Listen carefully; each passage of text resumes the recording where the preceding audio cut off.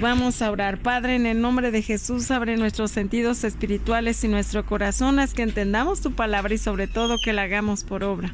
Te pedimos en el nombre de Jesús que traigas nuestros pensamientos y nuestros sentimientos cautivos a tu palabra y a la acción del Espíritu Santo sobre nuestras vidas, y que el demonio no se robe nada que tengamos como un incremento en nuestra espiritualidad. Te lo pedimos por Jesucristo nuestro Señor.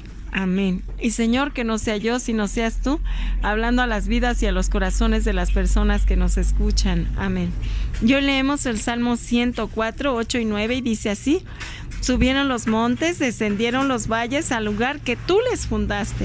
Les pusiste término, el cual no traspasarán, ni volverán a cubrir la tierra. Amén.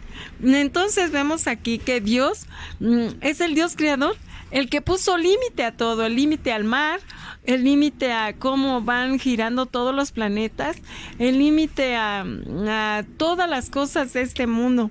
Y los puso en el lugar en que los fundó. Allí donde Él quiso ponerlos, allí es donde se establecieron. Así es que grande es el poder de Dios, que no es nada más lo que vemos aquí dentro de la tierra, sino también fuera de ella. Gloria al Señor por esto, porque es totalmente poderoso. Amén. Bueno, continuamos hablando sobre las iglesias del Apocalipsis y nos había tocado Pérgamo, que es la tercera, y vamos ahora con el mensaje. Dice: yo conozco tus obras y dónde moras, donde está el trono de Satanás, pero retienes mi nombre y no me has negado mi fe, ni aun en los días en que Antipas, mi testigo fiel, fue muerto entre ustedes, donde mora Satanás. Y bueno, vemos que aquí el Señor hace hincapié que conoce las obras de aquella iglesia, así como la conoce de todos sus hijos, ¿verdad? Y le hace saber que está consciente que moraba donde estaba la silla de Satanás. Pérgamo era la capital romana en aquel entonces, una provincia proconsular, y era una metrópoli religiosa donde se levantaban magníficos templos paganos, donde se destacaba el dedicado a Esculapio, el dios de la medicina, y era adorada en forma de serpiente. Vemos esas dos serpientes que ponen para representar la medicina, ¿verdad? Y sobre todo, Pérgamo era el centro del culto del emperador romano, fuera de la capital del imperio. Entonces, así, pues se hacía bien difícil la vida espiritual entre los hijos de Dios en aquella iglesia, que retenía el nombre del Señor siéndole fiel y no negándole la fe, pero así aferrándose pues a la sana doctrina, la doctrina venida del propio Señor Jesús, pero pues que venía sobre de ellos una terrible persecución, ¿verdad? Porque vemos que, por ejemplo, había este hombre Antipas, que fue un célebre siervo del Señor y fue llevado a la muerte.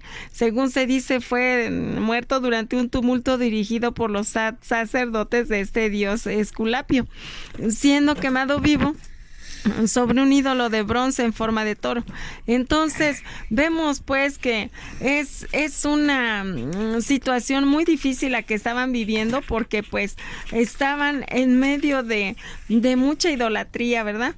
En esta etapa es donde, les digo, se empieza a meter la iglesia cristiana, la iglesia fundada por el Señor Jesús, ya a la iglesia pagana, y empezaron a hacer una serie de situaciones pues bastante conflictivas, porque era lo que les decía, en el momento del ecumenismo, es lo que está pasando, ¿verdad? Y va a pasar todavía de una manera peor. ¿Por qué? Porque no se pueden adaptar corrientes de pensamiento diferentes, creencias diferentes, cuajándolas en una sola. Es difícil. Quizás hasta imposible. ¿Por qué? Porque cada uno va a tratar de no tolerar o no de llevar a cabo lo que los demás quieren, sino de imponer sus propias creencias, ¿verdad? Entonces se hace allí una situación de mixtura muy, muy terrible, porque entonces se pierde la esencia. Bueno, y la esencia pues es la palabra de Dios. Sigamos en el 14, dice: pero tengo unas pocas cosas contra ti, que tienes allí a los que retienen la doctrina de Balaam, que enseña a Balac a poner tropiezo ante los hijos de Israel, a comer de las cosas sacrificadas a los ídolos y a comer fornicación.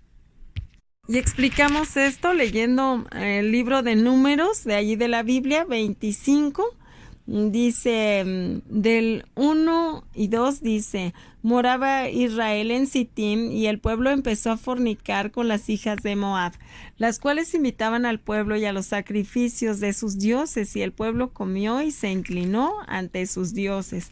Mas en Números 31:16 dice: y aquí que por consejo de Balaam, ellas fueron causa de que los hijos de Israel prevaricasen contra Yahvé en lo tocante a Baal peor, por lo que hubo mortandad en la congregación de Yahvé.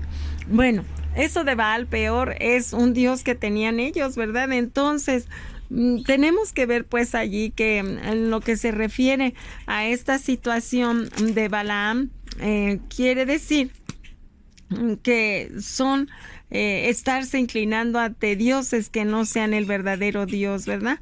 Cuando está diciendo aquí que retienen la doctrina de Balaam, que enseñaba a Balac era el rey, a poner tropiezo entre los hijos de Israel y comer cosas sacrificadas a los ídolos, quiere decir que se volvieron idólatras. Dice, y a cometer fornicación. Aquí la fornicación es como ponerle los cuernos, ¿verdad? Al verdadero Dios, es decir, adulterar. Es decir, que nosotros estamos haciendo a celos a Dios. Es decir, que no le rendimos nuestra alma, nuestro cuerpo, nuestra adoración por entero a Él. Dice además en el 15: también tienes a los que retienen la doctrina de los nicolaitas, a los cuales aborrezco. Vemos también allí que esta doctrina de los nicolaitas era manifiesta en la iglesia, ¿verdad? Desde la iglesia de Éfeso, que la tenía, pero ellos tenían como punto bueno que aborrecían los hechos de los nicolaitas, pero a esta iglesia le reclama que los tuviera dentro de ella.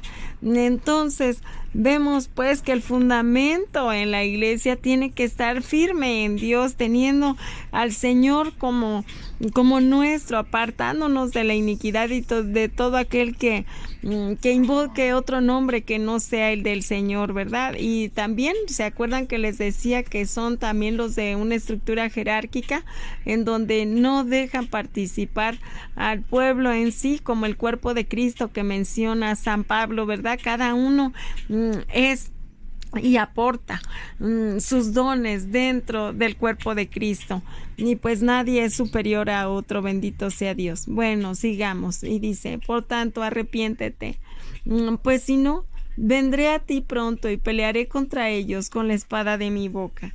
Y aquí está hablando, ¿verdad? Que se tienen que arrepentir, que tienen que ver que están mal, reconocer que están mal. Y dice: y pelearé contra ellos con la espada de mi boca. ¿Con qué? Con la propia palabra de Dios.